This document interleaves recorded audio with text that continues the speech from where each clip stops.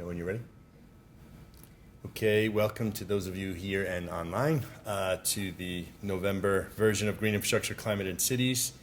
For those of you joining us for the first time, we have a series of speakers every month talking about climate change, cities, and the approaches that are being taken for adapting to those challenges. So the presentations are recorded and they're also broadcast in real time on our Zoom link, on the Drexel YouTube page. So we shifted some of the in-person attendance maybe lighter today because we're usually the first Wednesday of every month. This week we had a conflict in the room last week, so we shifted this to today. These are the remaining series in the November, in the next year. So you can see next month we'll be talking about economic valuation, climate change consortia, etc. Today's topic is about contrasting city approaches to climate resilience. And we have two speakers, one in person and one joining through a Zoom link. The first speaker is Bill Kenworthy, who's a principal at HOK, which is an international architecture, urban design planning firm. He's based in New York City and is the regional leader of planning. So we'll have his presentation. Then if there are specific questions of Bill, we will ask those, and then we'll go into Professor Marcelo de Andrade Romero, who is actually from the University of Sao Paulo, but is, I believe, on a Fulbright at the Science and Resilience Institute at Jamaica Bay in New York, and he'll be talking about contrasting approaches to resilience being taken in Sao Paulo with the approach taken in New York. So with that, I think we'll move into the presentation phase and call up Bill, and I'll shift over to your presentation.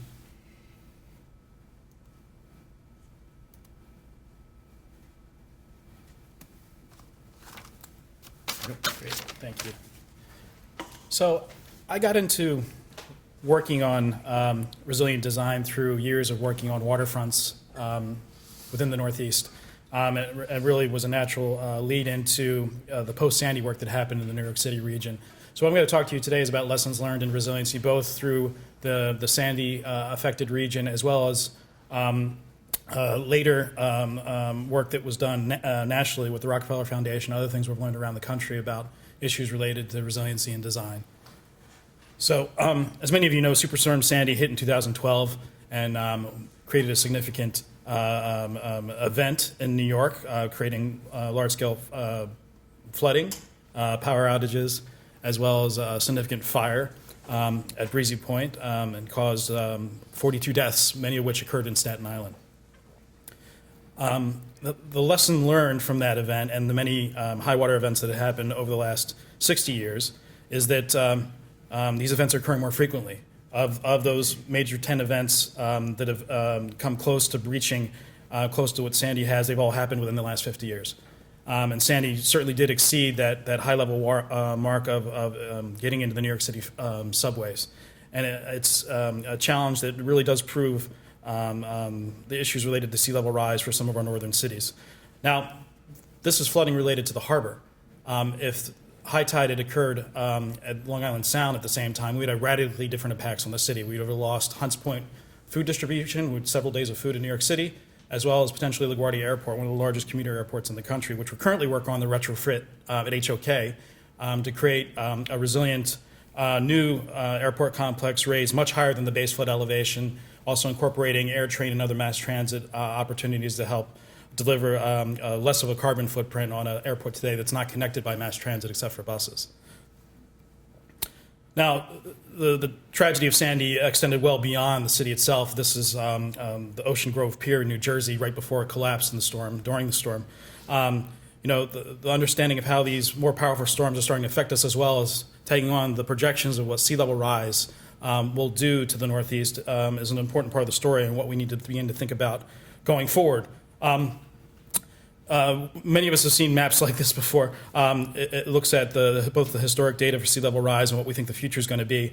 Up until recently, New York had been planning for what is, a 2.5 foot above the existing base flood elevations for projections for what sea level rise could turn into over the next 40 or 50 years. They've now started talking about potentially a 6 foot projection by 2100. in terms of the design of protections we're looking at. So it's really a challenge in terms of thinking about how that much elevation can begin to impact our very low-lying cities across the Northeast and the East Coast in general.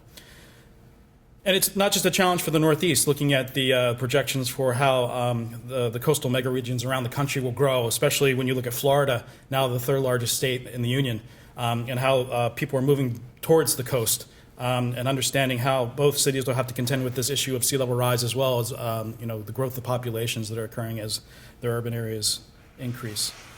And we know the story of Miami and Miami Beach. I think the very low-lying properties, and even with a 5-foot sea level rise, we look at significant impacts to Miami Beach along that barrier island, significant impacts within the city, and as we get further increases, obviously much more significant impacts within Miami that have to be contended with. Now, HOK has designed structures to be able to withstand these things. This is the Dali Museum in St. Petersburg, Florida. This museum is basically designed as a vault to protect all the artwork inside. It can take a 28-foot storm surge, and the glass is designed for Category 3 winds. It's a project that was built, about 10 years ago. And the question is, should we be more prudent than this going forward? We can understand the issues related to having design structures like this without the knowledge of sea level rise and climate change. But should we be designing structures within these flood-prone areas, even if they are resilient, given the nature of what the larger region is going to have to contend with? And it's a question, I think, for all of us to think about going forward, about if we build them and how soon should we stop building them within these flood-prone areas.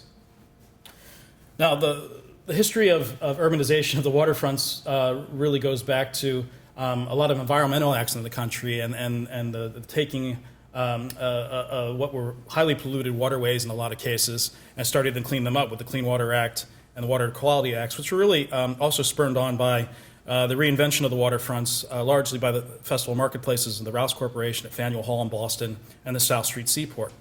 And then NAFTA came along in the 1990s, and it pretty much guaranteed that kind of retreat of manufacturing jobs from the waterfronts is probably not going to be coming back anytime soon, short of a significant renegotiation by the current administration. And that really triggered a promotion of building on the waterfronts in a lot of ways. The rezoning, waterfront rezoning in New York City comes along in 1992, and the significant developments of Greenpoint, Williamsburg, and other major properties really start to get triggered within the early 21st century. And then Katrina comes along. People take a step back, but nobody really in the Northeast got worried. Then Irene came, pretty close call for New York. Really had more effects on the rainfalls and the flooding in New England and the uplands at the end of the day, but it was a real threat until it passed the city. And then the following year, Sandy, which was the real kick in the gut, if you will. And then we're looking at the future of what's happening and the rampant kind of building up of these storms, the more frequency of these storms going on in recent years. And now New York City has a plan for how to start to deal with this, and we have already built up our neighborhood waterfronts, and we are a city of 500 miles of waterfront. So at the end of the day, we will have to contend with a lot of these issues. My experience goes back to the initial plan by the Bloomberg administration on a stronger, more resilient New York, their special initiative for rebuilding and resilience.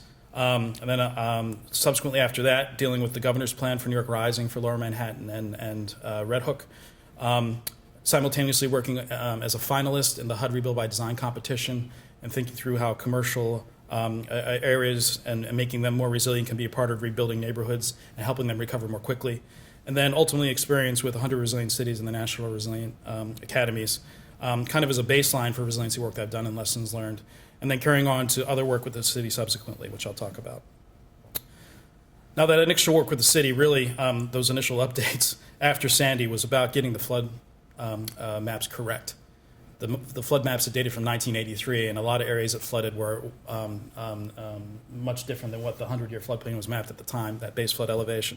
So some of the initial work was really about getting FEMA to begin to correct the maps and understand where the current areas of threat would occur and where those vulnerable populations will have to be, begin to be communicated with about the issues, especially about related to insurance, which was the real trigger for beginning to transform some of these neighborhoods.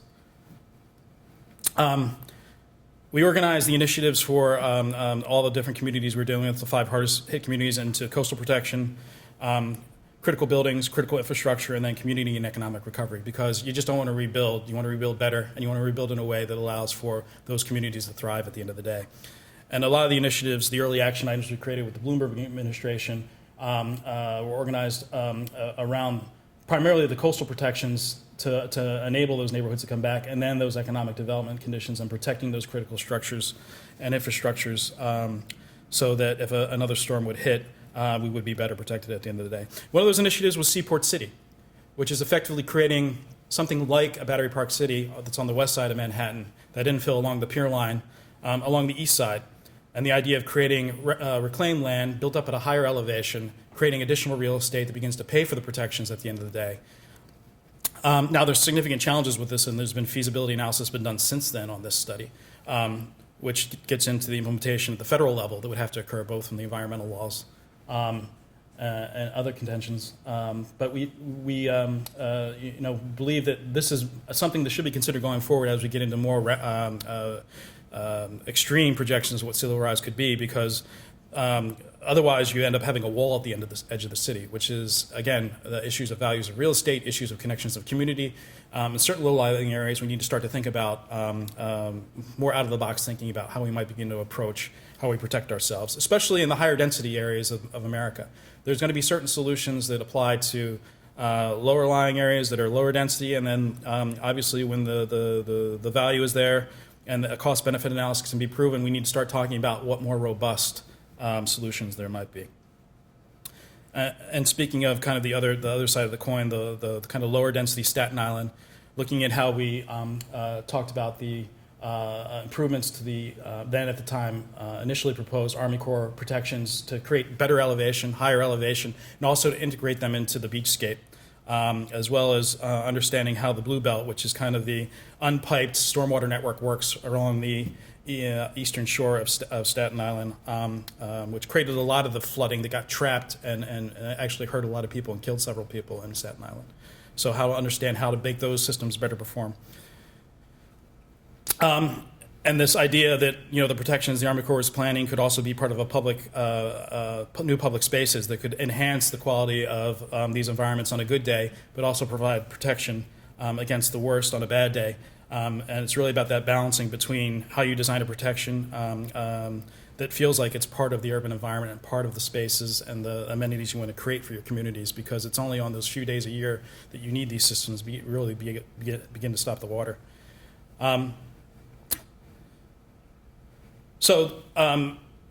Subsequent after working on the Bloomberg administration's plan to put those plans out for those 5 hardest hit communities, as well as the systematic approach to many of the different systems throughout New York City, we began working on New York Rising, focusing on the Red Hook community in Brooklyn, which is a much different type of plan than what was the kind of the mayor's special initiative in New York, in terms of kind of a community consensus and these community commissions that came together to kind of advocate what each individual neighborhood would want to see, and really getting out, not just within closed doors and rooms with select community members, but getting out in the public and having an open conversation about what was right for the neighborhoods.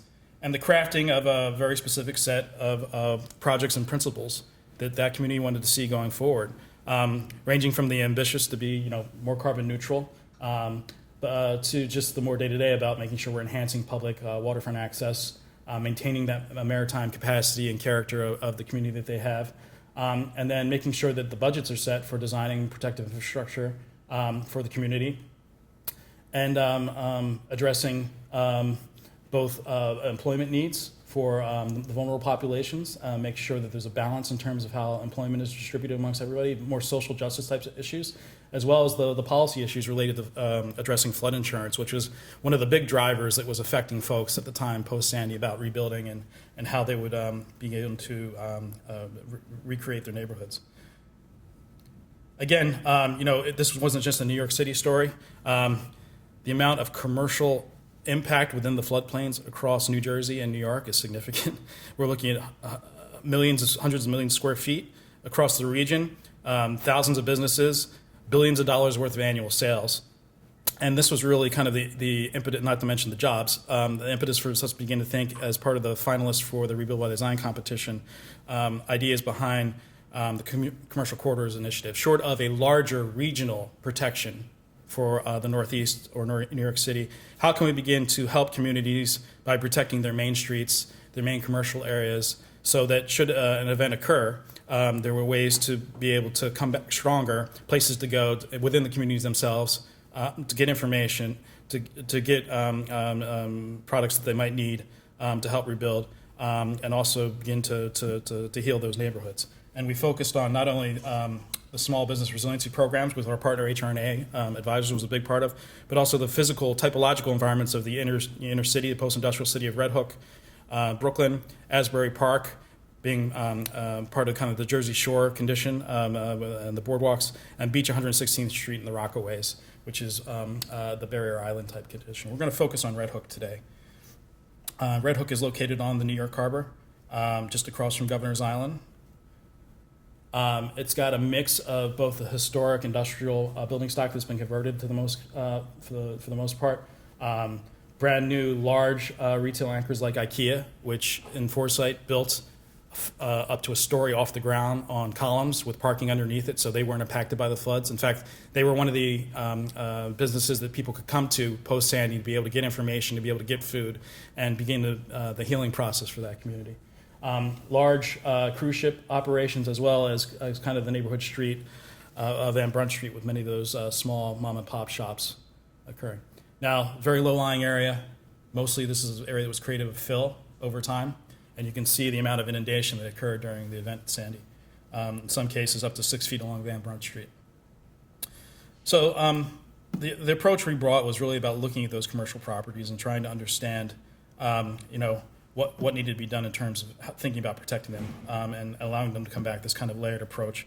It was really built around knitting that neighborhood together and reconnecting it across the highway to the north, as well as stitching it east-west between the public housing projects, the industrial working waterfront properties, and the existing neighborhood and those commercial corridors.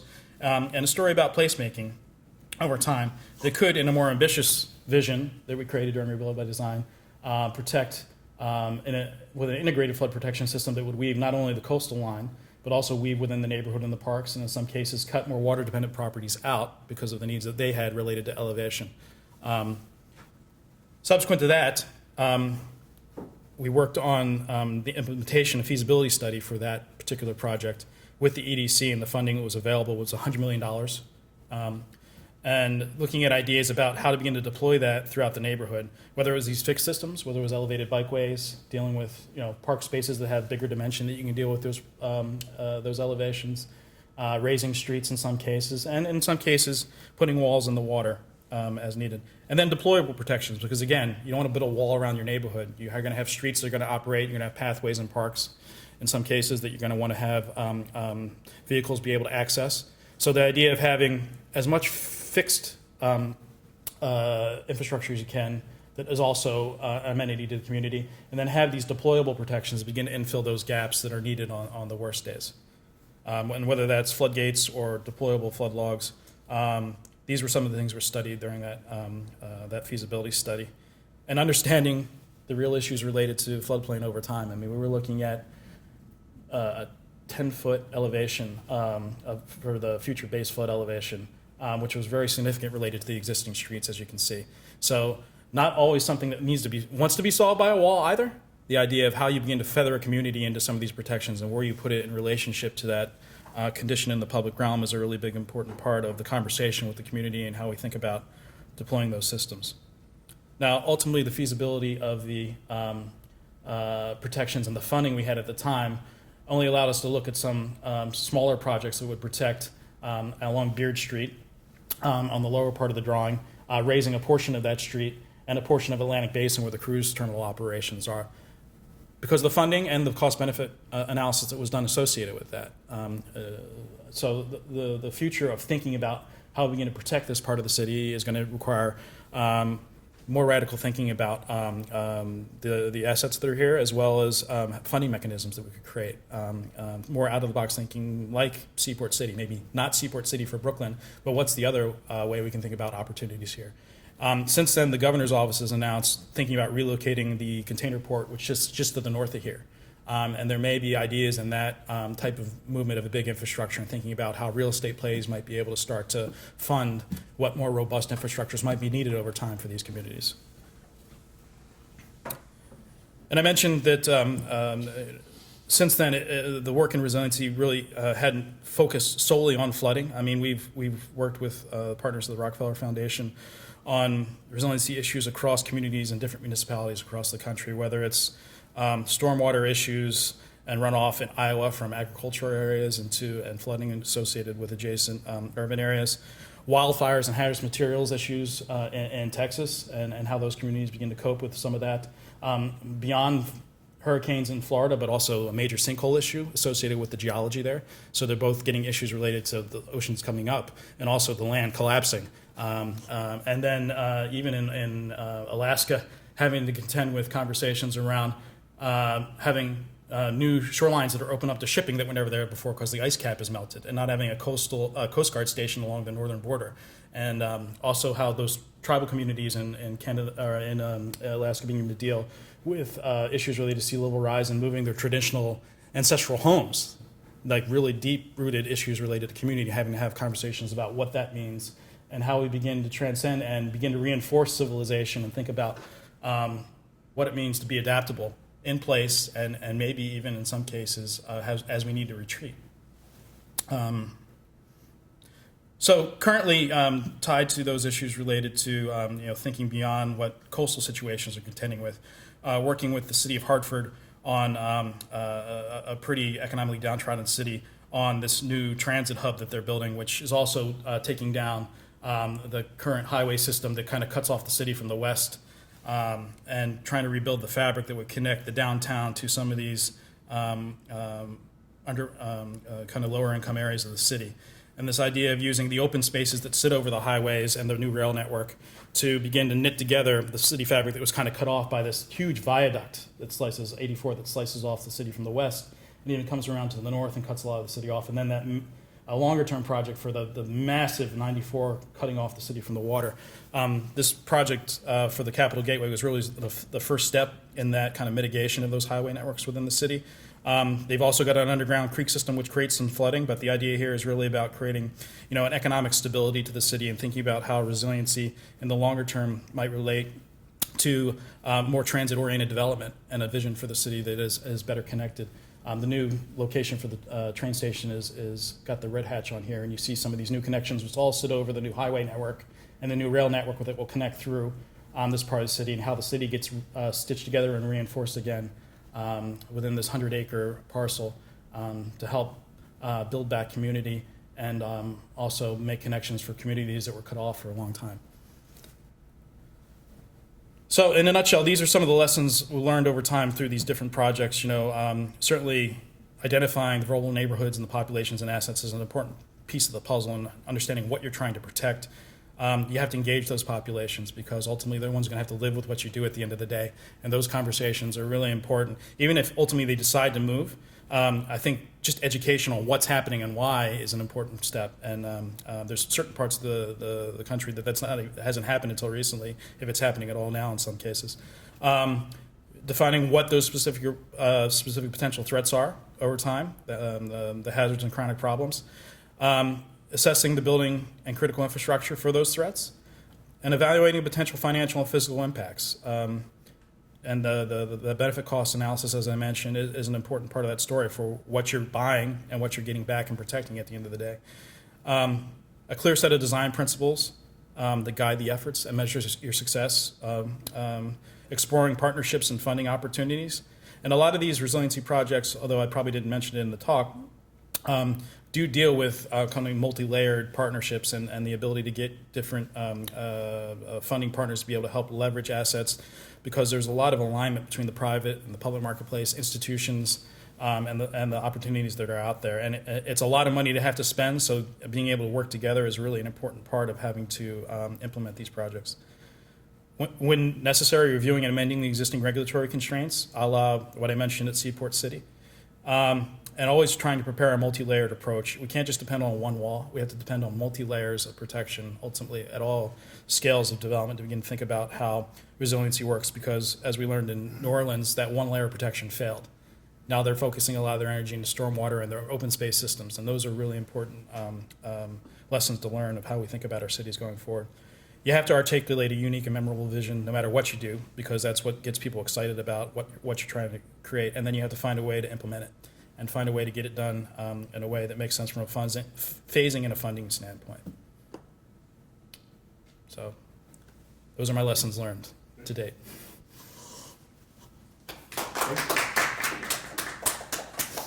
So we can take some questions if there's any online or if there's any in the room.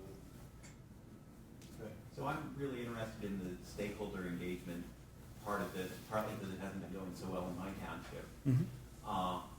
If certain public investments get associated with benefiting,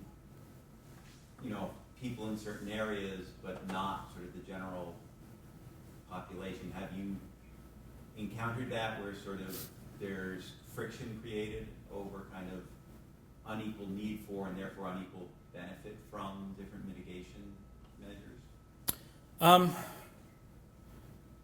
Yeah, it happens all the time, because there's always somebody that's inside a line and somebody that's outside a line, right?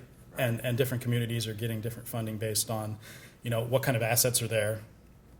So I think it often happens, and I think the key to stakeholder engagement really is about getting all those issues on the table and open and documenting them. And you don't have to necessarily incorporate every comment that comes in, but you have to record it and try to address it and make everybody feel like they've been heard in that conversation, and to be able to respond to it in an articulate way, because you're not going to be able to give everybody everything. What you need to do is build enough momentum that you can get something done, in hopes of building opportunities for the next something that has to get done down the line to protect the next portion of a city or place. So all I can say is that we've tried to engage folks in creative ways, not just talking to them in an amphitheater and and turning the lights off and doing a slideshow for an hour and a half, but trying to get exercises designed and put in front of them that helps flesh out what the issues are. And to the degree you know what the issues are in advance, try to design those kind of engagement devices to be able to try to fine-tune the conversation around them and try to help folks understand. A lot of the more successful stakeholder engagements I've seen lately are more of an open house format, where people can go to stations and begin to talk about particular topics, because not necessarily everybody wants to hear every little detail about what's going on. I mean, there's some briefing about schedule and some things you need to do, but some folks are really focused on one thing, and to be able to talk to an expert or a group of experts that are very focused on one particular topic and help them understand better. It's all about communication at the end of the day.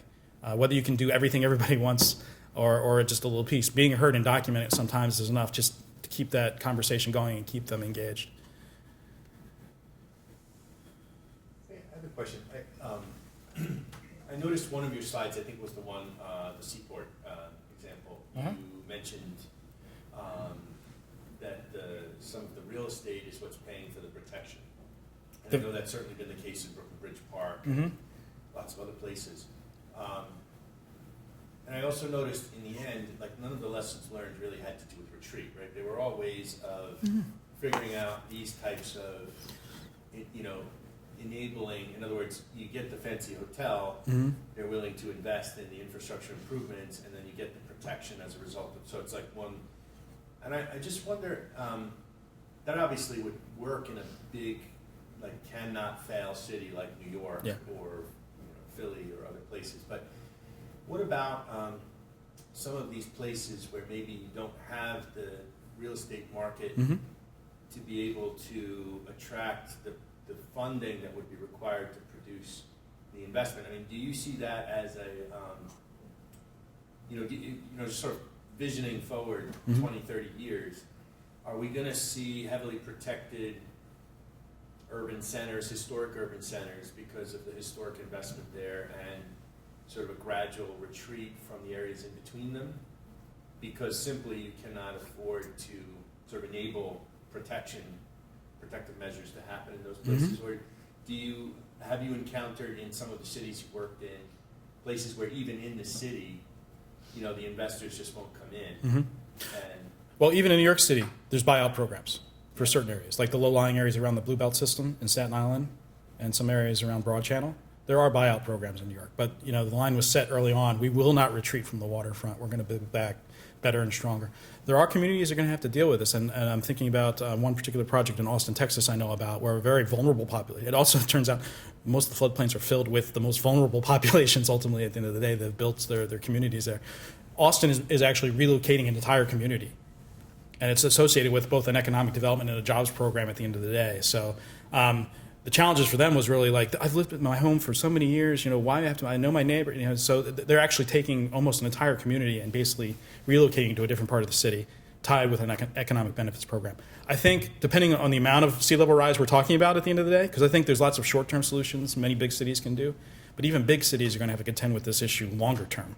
And I think those smaller communities even sooner than that, for sure. We saw some relocation of communities in Louisiana recently, some of our first continental U.S. refugees related to climate change. I think there's going to be a lot of that. I mean, when you look at some of the geological conditions around the country, and it is place by place, I mean, Norfolk is not only dealing with sea level rise, they're sinking.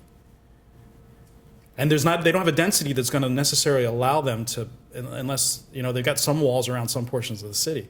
But some of those low-lying areas, it's mostly single-family homes. It's a real challenge. But is there a rule of thumb that you use as a designer thinking, in terms of, you mentioned cost-benefit analysis, so there's a certain benefit over time, and of course locally, based on the local elevation and the projections for sea level rise, you'll get those benefits for a certain amount of time before you have to rebuild. I mean, is it a generic, is there any kind of generalizable rule of thumb that you use as guidance as you're doing, or is it really turned out to be a local question? Like, I'm curious, the example from Texas, I mean, was that a low-income community that Yes. moved? So, but there was public outreach about it from the GL, from the state side. There was conversation, education about it. So, I mean, it's not like somebody just came in the big hand of government and just said, you are all moving. Right. But also, the insurance companies are also part of the spear on that thing. Right. Yeah, and I've noticed, looking, I know there's portions of the Caribbean where after last year's hurricane season, insurance companies just won't insure you anymore, Right. and that's causing people to. But Every master plan I do involves an economic consultant, and we work in an iterative approach. And every master plan I do is tailored to the community I'm working within. So it's hard for me to have like a blanket, like this is a litmus test for what you need to do and not do, because it is community by community. But it's hard for me to see some of these very low-lying communities. One, we shouldn't be building in floodplains anymore. That's for sure, and we should be understanding, what the impacts are related to having to relocate some of our assets when it's not the financial center in Lower Manhattan. What are those conversations you need to have as a community about dealing with those issues? And it's not going to be just flooding necessarily. I mean, we'll have issues related to drought, heat wave. I mean, there's some very geographic issues that are going to make some parts of the country almost unlivable in a lot of cases. But I mean, the whole Build Back Better argument is about, we will continue to live in the floodplain because we're there already, and we're going to just figure out a way that it can flood in the floodplain and we can still be there.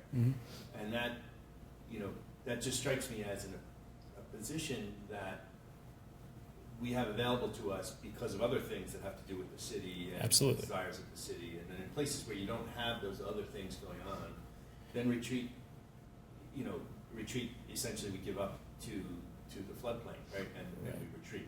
Right. So that's why I find it interesting sort of thinking forward about places where investors and people elect to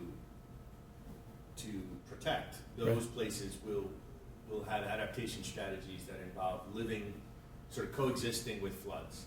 Whereas other places, it seems like we're gonna, and I just wonder, like, it's kind of interesting to me from an urban density perspective, because it almost suggests that you'll get sort of like more density in certain places, and then you'll have these places that really don't have the density to have the investment, to have the protection now, will actually, it's like a tipping point that'll go the other way, and then That's right. they'll gradually move out of there. And you'll have a regional dense nodes developing, which I'm just curious if that's sort of emerging in your thoughts. I think there's been a lot of conversation, even in Manhattan, about the future of the city may only be big walls around the hospitals and Lower Manhattan, and that's all that can be afforded to be done.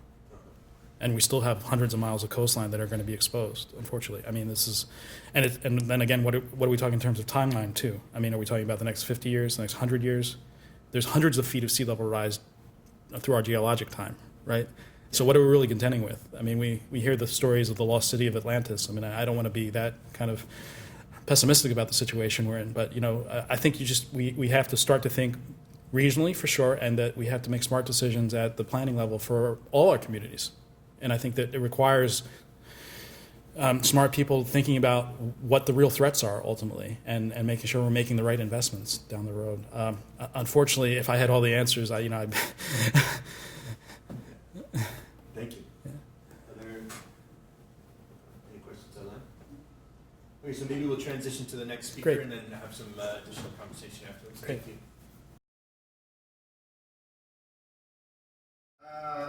Thank you so much for the invitation to this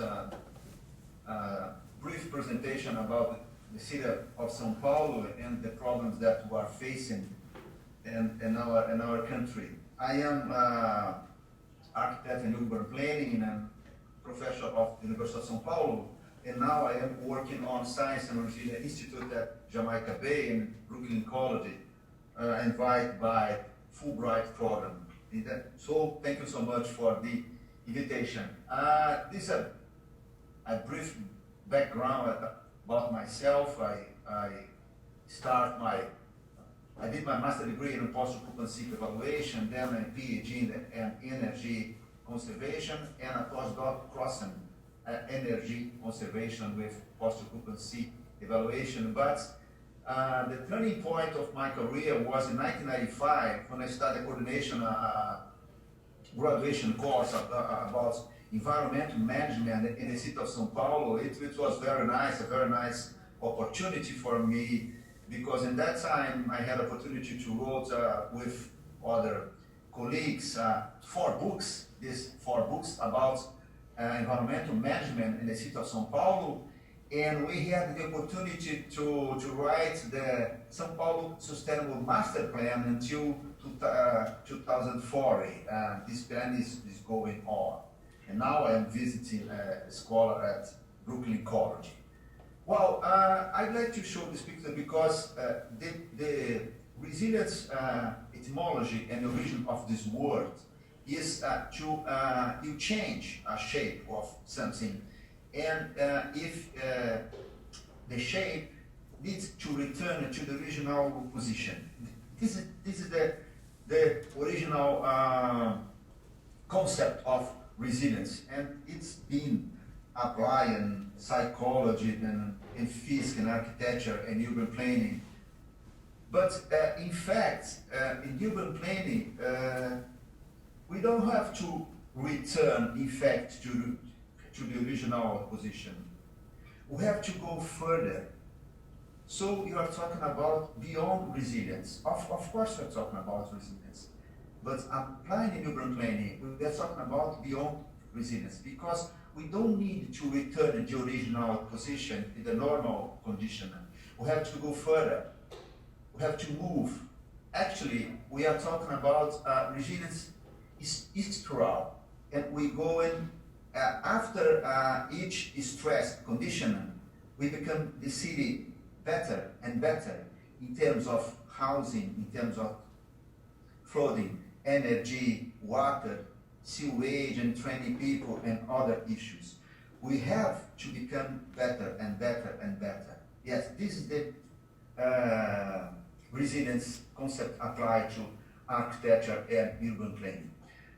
I did a small research on site on 100 Resilient Cities website. They have there 45 reports about all continents and many cities, as you can see here: John and Greece, Mexico, Australia, Colombia, Brazil, United States, Argentina, Indonesia, India, and Denmark, New Zealand, Palestine, French. And I analyzed these 45 reports. Analyze what kind of strategies each city is proposing for resilience. And I did these charts about these strategies, and I realized that prepare the population and education was the most strategy pointing in all 45 reports. Actually, almost 35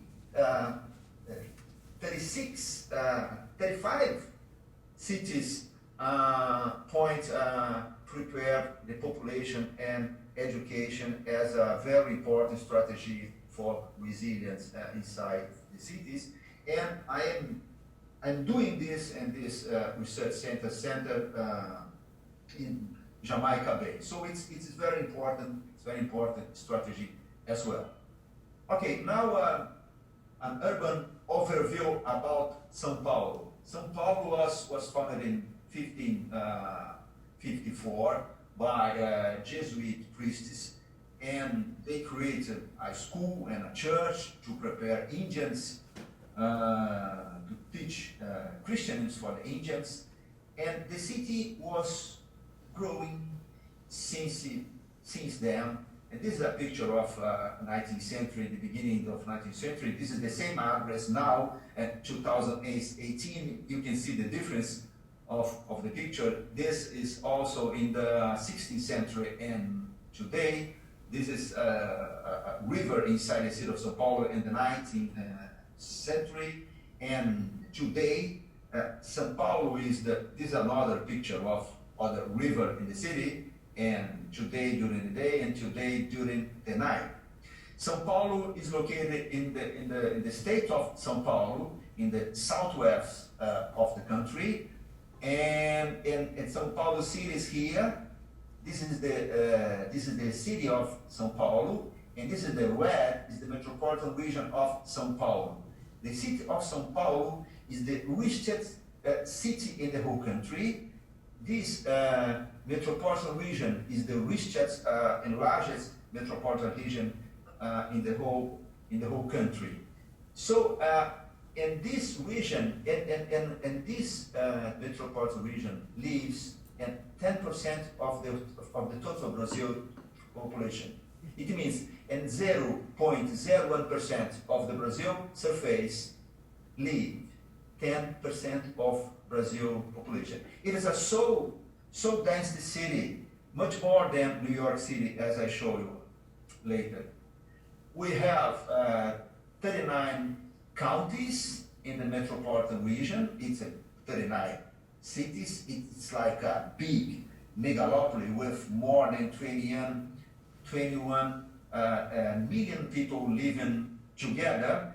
And this is the city of São Paulo, and the city of São Paulo was divided in 32 small cities, 32 city halls. I mean, in English, 32 boroughs. And each borough has a mayor, a deputy mayor, a city mayor. So we have a different organogram and strategy in terms of government in São Paulo than in New York City. This is some data about São Paulo, and the problem in São Paulo is that São Paulo is becoming larger and larger and larger. We are growing 1.0% each year, much more than New York. New York City is growing 0.66. It's not good for us. It's not good for anybody. But we are growing. We are still growing, and we are the largest city in American continent, not in terms of footprint, but in terms of population, and the population is growing. Here you can see the footprint of some cities in the whole world. New York City is here. New York City is here. They occupy the eighth position, and São Paulo 12th position in the whole world. And São Paulo grew a lot since the beginning, as you can see here.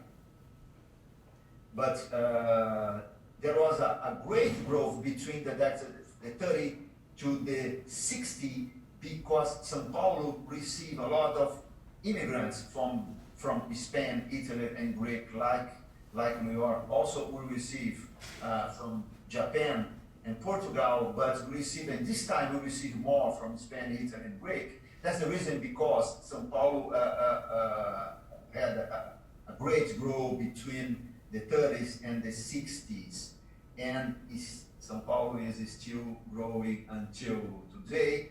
This is the São Paulo footprint, where we are 50 miles land and 30 miles width, so it's a big footprint, very close to the sea level.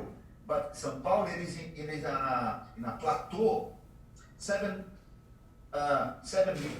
meters high from the sea level, and in terms of mile, 475 miles from the sea level. It is a plateau very close to the sea level, but in a different level. This is the footprint of São Paulo during the night. It's very similar during the day. And we had in the past this green area in the east coast of Brazil was rainforest, Atlantic rainforest, but it was destroyed during these 5 centuries. And in São Paulo now we have only a few parts of this original green cover, called Atlantic rainforest. We have only a few parts of this. We are trying to protect these green areas, but it's so difficult to protect these areas from the poor people. They try to invade these areas and to build low-cost housings. We have no enough people to take care, to avoid the situation. And so what's happened is we have poor house very close to our reservoirs. It is a danger situation, but it's happened today. It's not easy task to completely avoid the situation. The city hall was trying to renovate this area. The idea is not to remove the population and put in green areas again, because it's quite impossible. The idea of the city hall today, I'm not sure if I agree fully, but they are trying to renovate this area. For instance, this is a original area before the city hall intervention, and this is the same area after the city hall intervention. They are keeping the streets, they are keeping the house, they are renovating the house, they are creating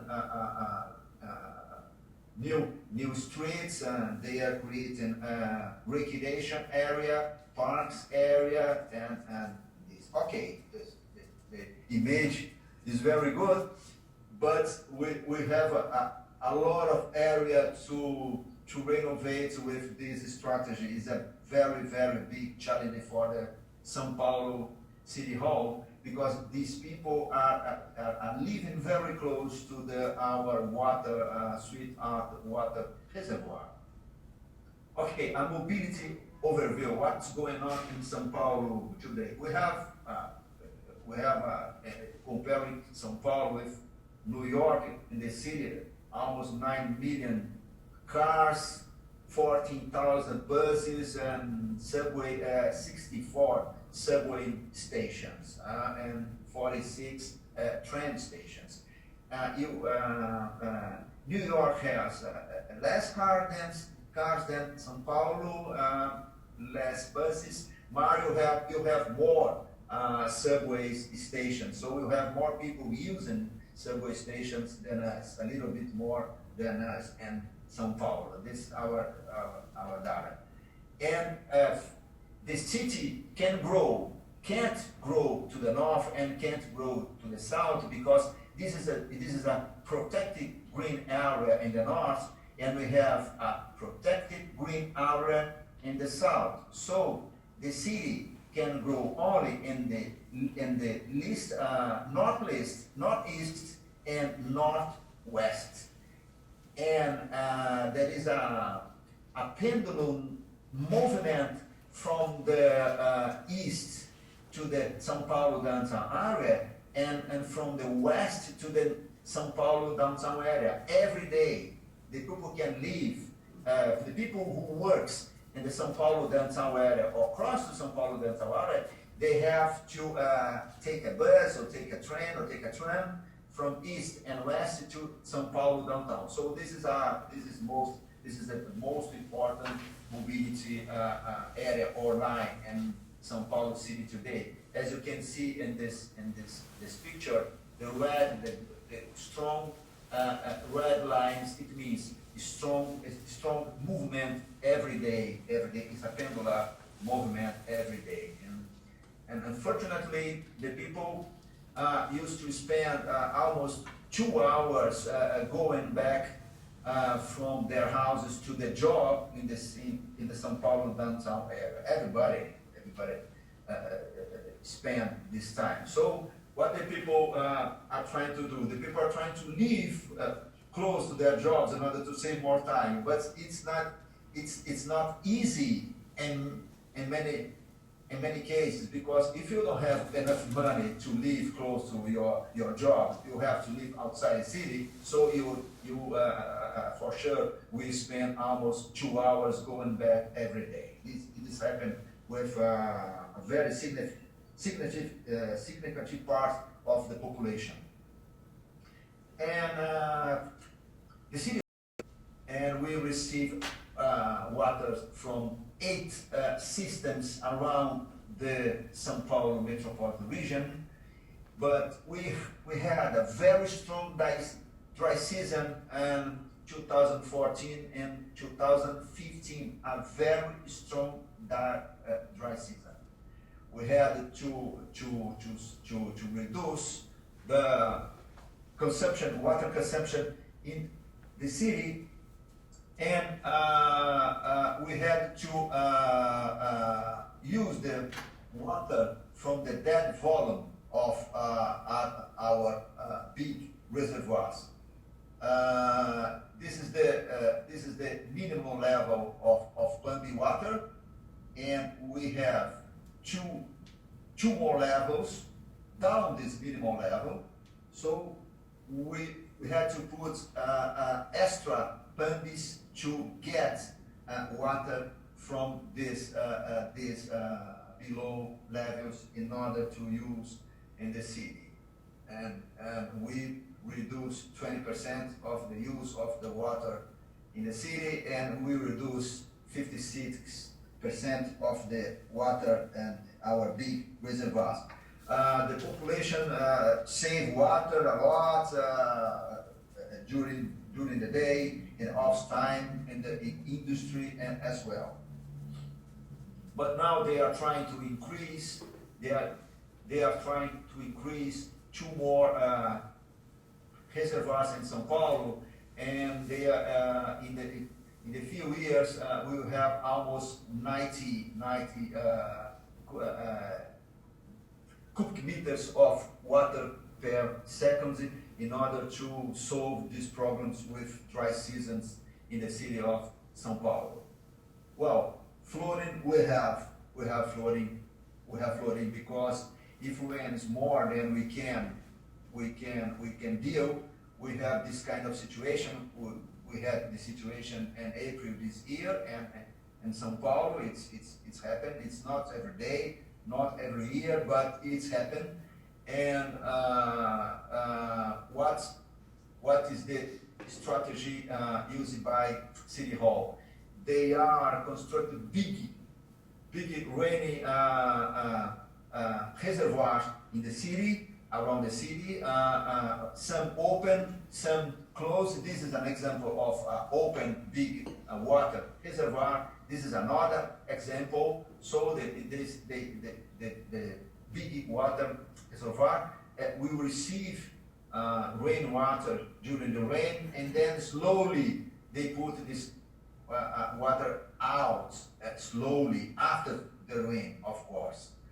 And this is our government in inauguration, one of them big reservoirs, and this is another open reservoirs, and this is an example of a closed reservoir.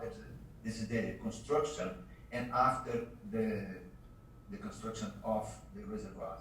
Yeah, and the state of São Paulo, they are planning to build more 106 big water reservoirs like this. But one professor of my school did the research analyze other strategies. For instance, if you increase green areas in the city, if you increase green roofs, if you increase like this kind of situation, green gardens, we can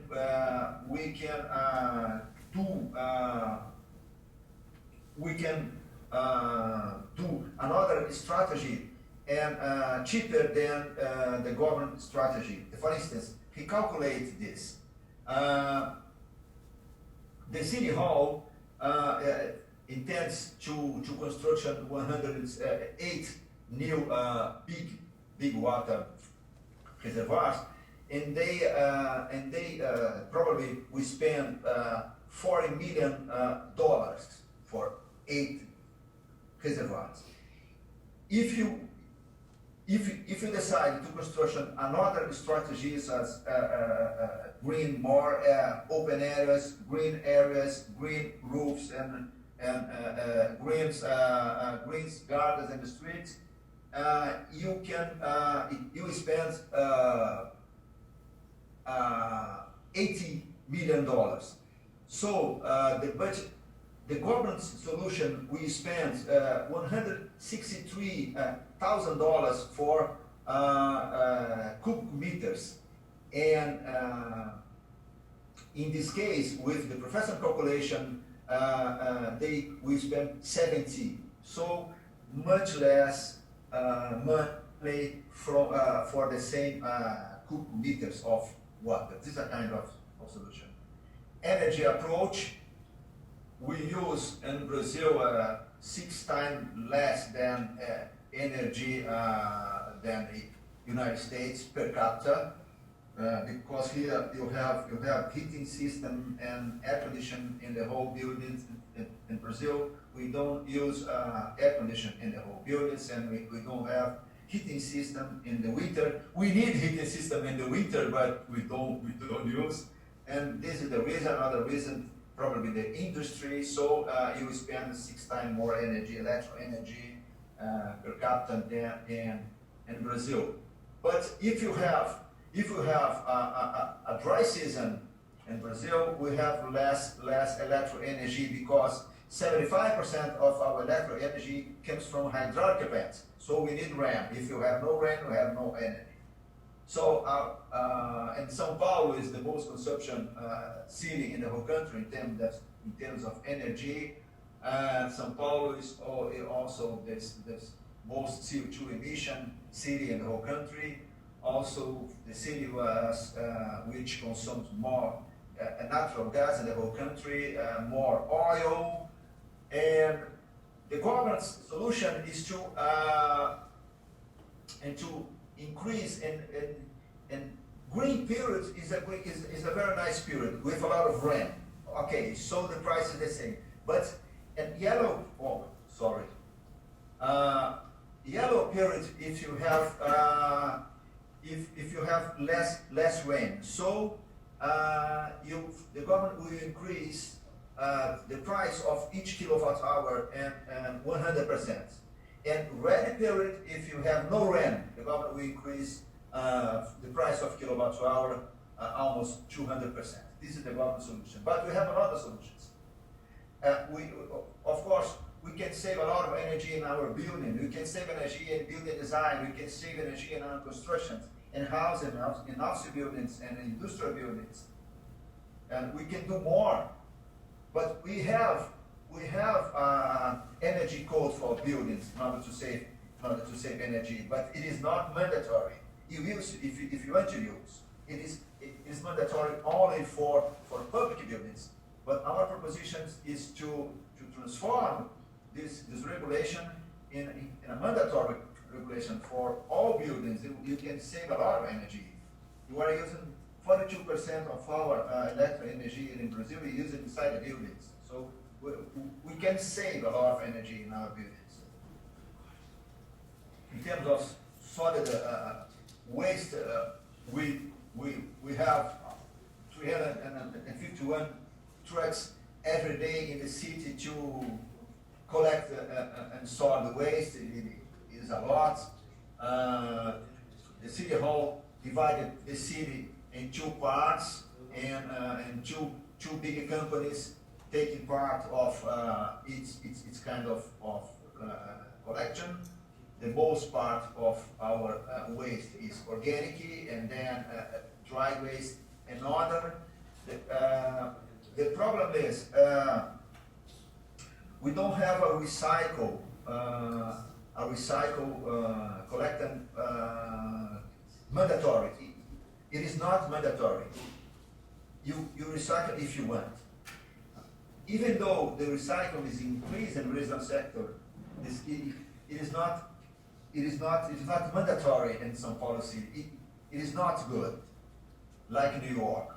It is mandatory. But even though you have the situation not mandatory, we have 800,000 people collecting waste in order to recycle in the São Paulo city. And many companies are using the recycle to do new materials for civil constructions, for instance. But one thing happened in this year. Our trucks in São Paulo, most of our transport of loads and merchandise in the country is doing by trucks, not by train, by trucks. And the trucks did a strike. They decided stop. Simple that. They decided stop to use trucks because they want more money for their loads, and so they stopped the country. Simple that. In April of this year, they stopped completely the country. They stopped the country. There's no gasoline, there's no diesel, there's no alcohol in the cities. We stopped the universities, we stopped the companies, we stopped the stores, and the government had to give more money for the trucks in order to the situation turn back in the normal situation. It was a very, very strange situation, and it can happen again. I don't know when, but it can happen again because they realize that they have power in their hands. They simply decide no drive more. It's happened in our country. It's a very, very fragile point in Brazil. Very, very fragile points. This is a photo in the gasoline station in the whole country. It's happened in the whole country. This is our president, and this is the most famous magazine in Brazil, and this is the face of our president in the truck over here. Wow. Next steps. Analyze what New York did in terms of resilience. CC 1992. New York created 7 groups to study resilient city inside the government. New York wrote 2 big reports in 27 years. In our case, we created only 2 groups, and we wrote only 1 report. So we have a lot of job in front of us if you want to become a really resilient city. And São Paulo, I analyzed the New York City reports. This is a state reports, and here local reports from New York City. These reports here are very good, and hazard and mitigation plan. I had the opportunity to read page by page. You can find here the strategy, the people in charge, the budgets, and the schedule. It was very nice. So we have a big ways in front of us. Our challenge, because we have 32 small city halls inside the city, and we are doing now this way, separated, and we have to work together in our hazard and mitigation plan. We have to work together, otherwise it is impossible to do something like that in our city. And only to finalize, if you do something like that in São Paulo, of course, other thousands of cities in the whole country will do the same, and even other cities in South America will do the same, because any action proposed by São Paulo is multiplied in Brazil as in multiplied also in South American countries and cities. Thank you very much. Thank you, Marcelo. We'll take some questions if we have any in the room Yes? or online. Yeah, go ahead. Sure. So I'm happy to see the linkage between sustainability and resiliency, which is, I've always thought about it that way. And I think Yes. finally, initially New York City, they didn't want to talk about sustainability, they wanted to talk about resiliency. They were separate things. They've now brought them together to kind of merge them two in conversation. You can't have one without the other. They go hand in hand. And as you see, like mega cities emerging around the world, like in Sao Paulo, are there similar conversations happening in other cities in South America? Or are you part of other conversations in other parts of the world where this conversation is still disjointed, or is everybody kind of coming to terms with what the issues are? No, there is, yes. The 100 resilient cities, they choose some cities in Brazil and another cities in South America in order to start the resilience process. It's happened in Rio, and Curitiba, Salvador, Porto Alegre, some cities in Colombia and Argentina. They start the process in terms of to become more resilient. But I don't know what's the reason, because São Paulo is not part of 100 resilient cities. As soon as I arrive in São Paulo in next January, I try to have a conversation with the state government level and the city hall level in order to create inside the São Paulo City Hall a resilience department. We need to do that. We can do that. We have technicians. We have the largest university in South America, the University of São Paulo. We have 5,000 PhDs there. So we can write a resilience plan, a hazard and mitigation plan. I think we should do that as soon as possible. Yeah.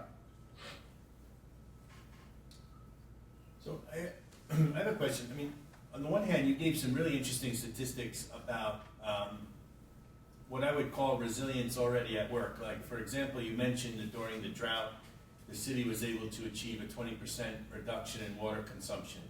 And then you mentioned that the green growth boundaries to the north and to the south effectively stopped the urban expansion in those directions.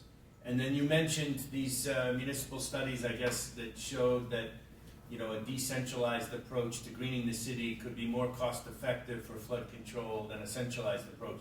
So those all seem like good examples of resilience outcomes. But on the other hand, I'm curious about how you showed pictures of informal settlements being protected.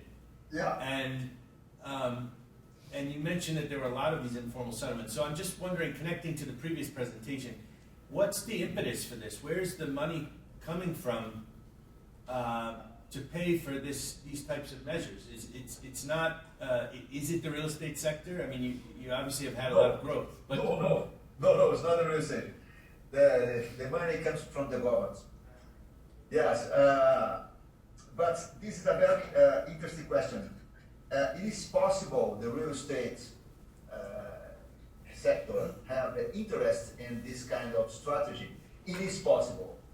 We have very close to the University of São Paulo a big favela, like the settlement I showed you before, a big favela. And we start a conversation with the São Paulo government in order to bring the real estate investor and build up new buildings and sell these new buildings. It is possible, but the real estate only come in if they can build up new buildings. they won't come in if they can build new buildings to sell. For instance, this strategy made by the city hall only renovated and buildings and did new plazas. There is no interest of real estate in this kind of projects. Only if see the possibility to make money. Do you understand me?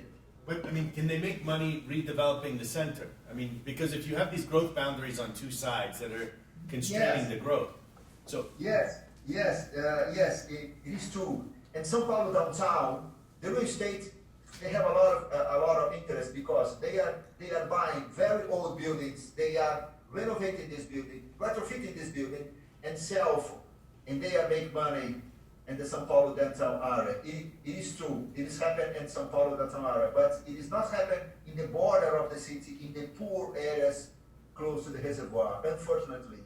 so there's no mechanism then for redistributing some of that, whatever income that the municipality makes from redevelopment, using it for that. So then I'm just very curious of where the money for those projects on the periphery comes from. It's just, you're Yeah. saying government just, is this, the previous question, is this, where sustainability is being merged with resilience and there's just money that the government is pouring towards doing this? Or I don't, it's very interesting to me that this is happening without any sort of economic driver behind it.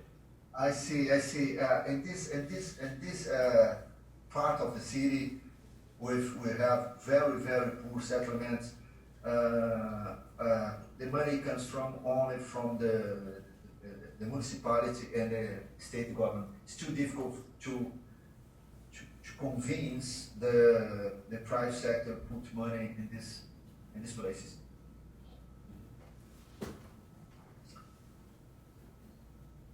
you have any other questions? Are there any questions online?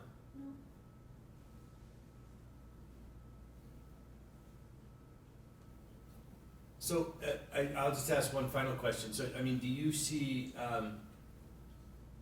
now that you're sort of doing this contrast between New York and Sao Paulo, what are there messages from Brazil that you feel are not, are worth transmitting here in the discussion, that I'm imagining you're beginning to participate in the U.S. on resilience? Is there any sort of key messages from Brazil to New York, Philadelphia, the urban Northeast that you would give us? Well,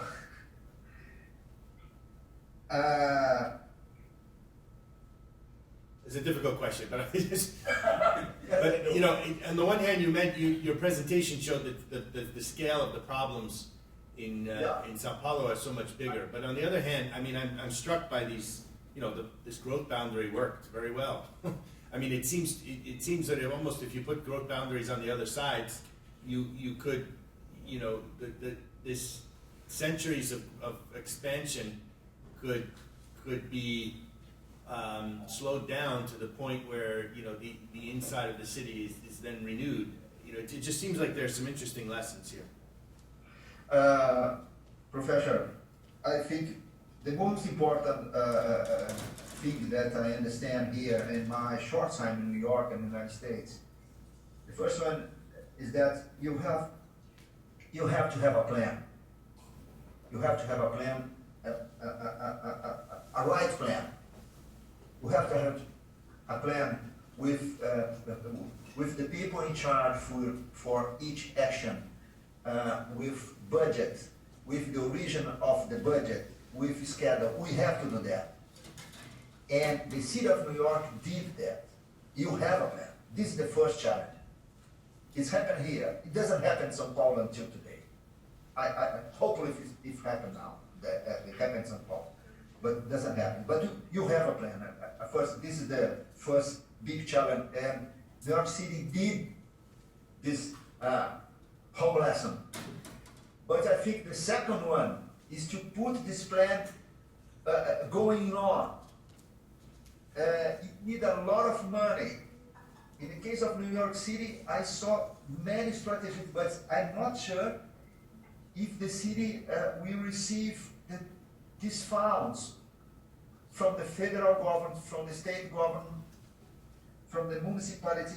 I think that the second chance is to try to keep money, because it's not a few money, it's a lot of money, it's millions and millions dollars for São Paulo and for New York as well. I think this for me is the second big challenge. Thank you. You're welcome. Thank you. Any other final questions?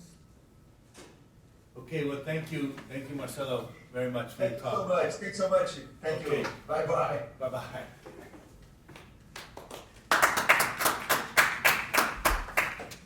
Okay, see you all next month.